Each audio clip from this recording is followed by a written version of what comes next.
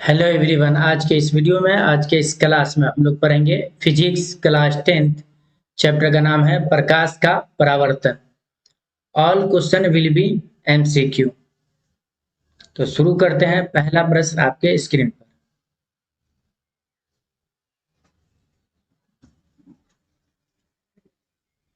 ऐसे पदार्थ जिनसे होकर प्रकाश आसानी से पार कर जाता है कहे जाते हैं।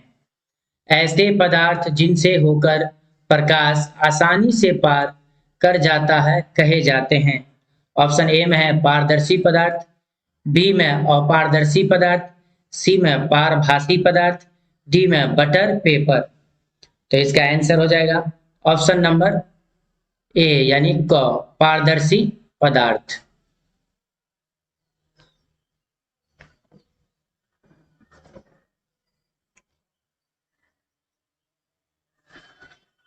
परावर्तन का कोण होता है। क में है आपतित किरण और दर्पण की सतह के बीच का कोण। ख में है आपतित किरण और आपतन बिंदु पर खींचे गए अभिलंब के बीच का कोण। ग में है परावर्तित किरण और दर्पण की सतह के बीच का कोण।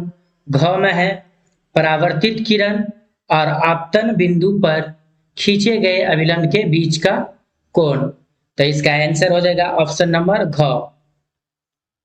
परावर्तन का कोण होता है परावर्तित किरण और आपतन बिंदु पर खींचे गए अभिलंब के बीच का कोण।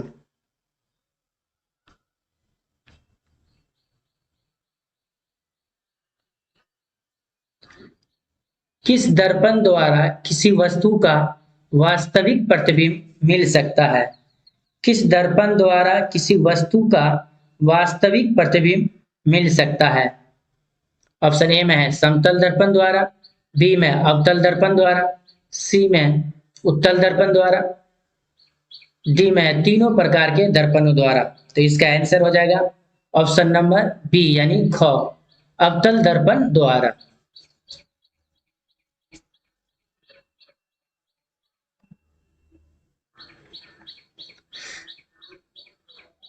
निम्नलिखित में किस दर्पण द्वारा किसी वस्तु का आभासी प्रतिबिंब प्राप्त किया जा सकता है। किस दर्पण द्वारा किसी वस्तु का आभासी प्रतिबिंब प्राप्त किया जा सकता है। ऑप्शन ए में समतल दर्पण में, ख में है अवतल दर्पण में, ग में उत्तल दर्पण में, घ में इन तीनों प्रकार के दर्पणों में। तो इसका आंसर हो जाएगा ऑप्शन नंबर घ यानी डी, तीनों प्रकार के दर्पणों में।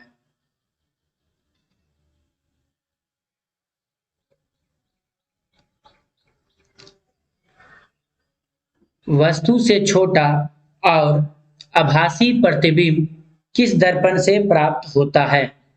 वस्तु से छोटा और आभासी प्रतिबिंब किस दर्पण से प्राप्त होता है। ऑप्शन क में है समतल दर्पण से, ख में है अवतल दर्पण से, ग में है समतल और अवतल दोनों प्रकार के दर्पणों से, घ में है उत्तल दर्पण से। तो इसका आंसर हो जाएगा ऑप्शन नंबर घ, उत्तल दर्पण से।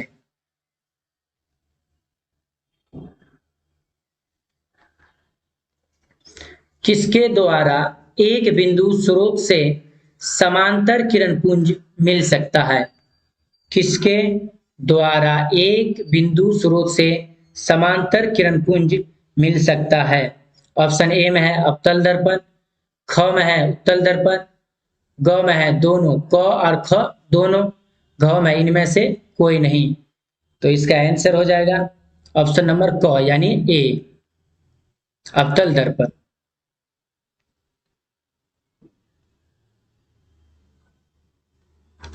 कहां पर स्थित होने से वस्तु का प्रतिबिंब अवतल दर्पण के फोकस पर बनता है। कहां पर स्थित होने से वस्तु का प्रतिबिंब अवतल दर्पण के फोकस पर बनता है।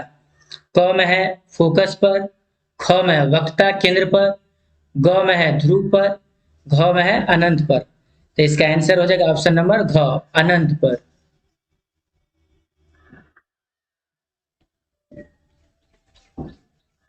अवतल दर्पण की फोकस दूरी उसकी वक्ता त्रिज्या की, अवतल दर्पण की फोकस दूरी उसकी वक्ता त्रिज्या की। ऑप्शन क में है दुगुनी होती है, ख में आधी होती है, ग में चौथाई होती है, घ में बराबर होती है। तो इसका आंसर हो जाएगा ऑप्शन नंबर ख, आधी होती है। अवतल दर्पण की फोकस दूरी उसकी वक्ता त्रिज्या की आधी होती है।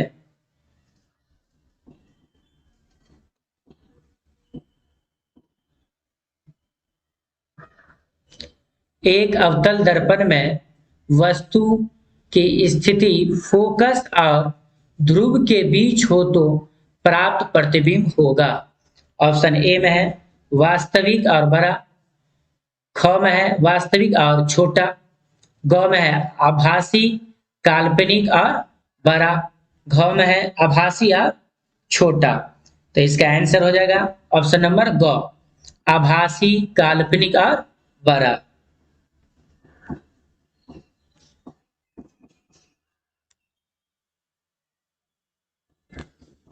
किसी अवतल दर्पण द्वारा आभासी, काल्पनिक, सीधा और आवर्धित प्रतिबिंब तब बनता है जब वस्तु की स्थिति होती है।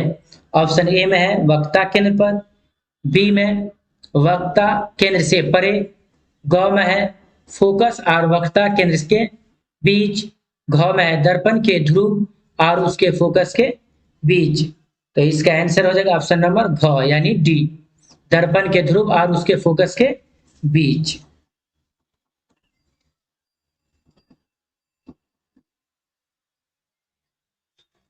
मोटर गाड़ी के चालक के सामने लगा रहता है।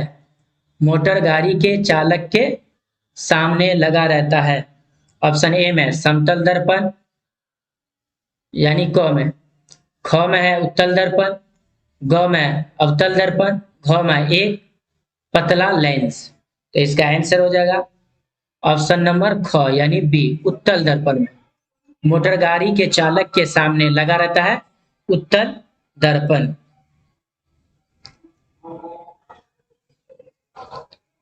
उत्तल दर्पण द्वारा बना प्रतिबिंब होता है। उत्तल दर्पण द्वारा बना प्रतिबिंब होता है। ऑप्शन ए में काल्पनिक और उल्टा, ख में है काल्पनिक और सीधा, ग में वास्तविक और उल्टा, घ में है वास्तविक और सीधा। तो इसका आंसर हो जाएगा ऑप्शन नंबर ख, काल्पनिक और सीधा। उत्तल दर्पण द्वारा बना प्रतिबिंब होता है काल्पनिक और सीधा।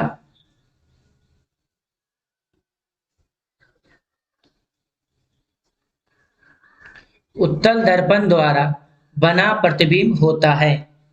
उत्तल दर्पण द्वारा बना प्रतिबिंब होता है।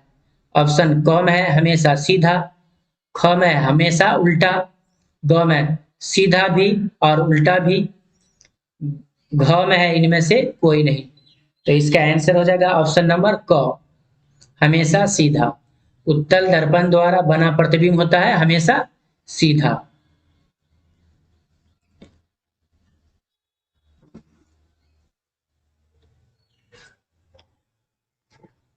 एक गोलीय दर्पण द्वारा बने प्रतिबिंब का आवर्धन m ऋणात्मक है।